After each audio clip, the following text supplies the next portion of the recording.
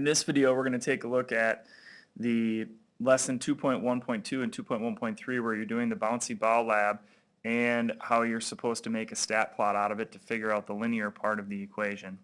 So what you're doing in this activity is you're taking the measurements of the drop height and the bounce height, or the average rebound height of a bouncing ball.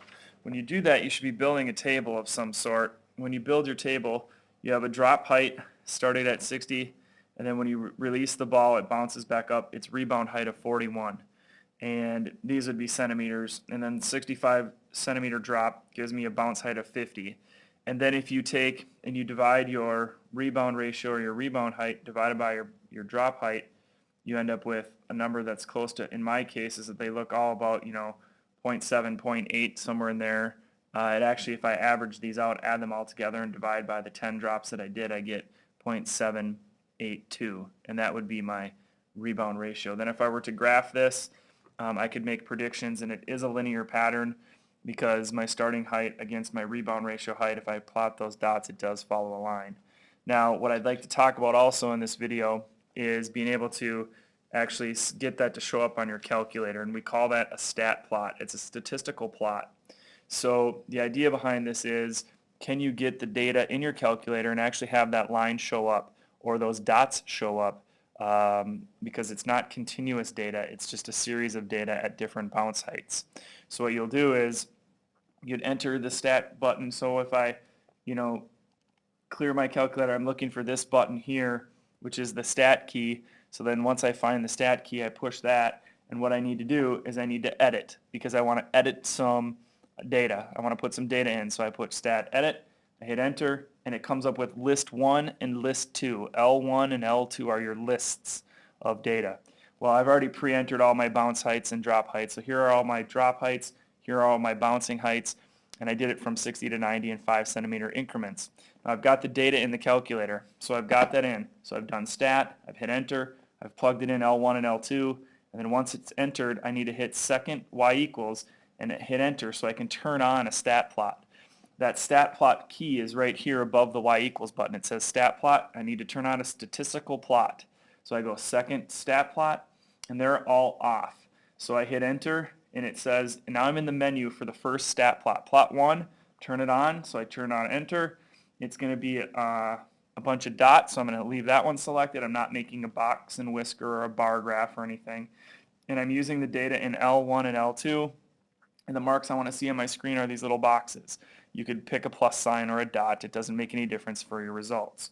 So now once I've got that entered in, then hit zoom 9. This is really important. Zoom stat is fantastic.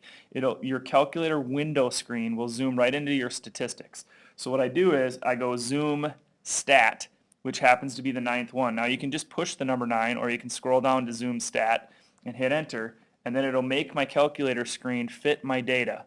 So the window numbers are all messed up, but I really don't care what my window numbers are, because these window numbers are great for my data. So zoom 9, and it takes me right to that. And now this is the pattern of my drop heights versus how much my bouncy ball rebounded after those drops, and it's a somewhat linear pattern. It looks pretty close to linear. Now let's try to figure out what the equation is for that line. To find the equation for that line, what you do is you go back into the stat function and let it calculate a linear regression for you, or a linreg.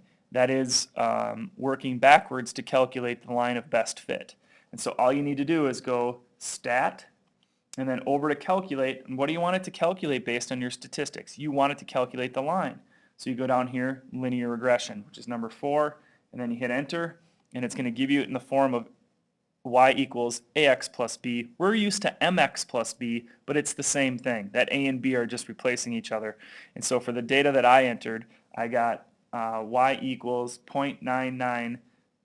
So my equation would be 0.99x, because there's my a value, plus, and then a negative 15.58.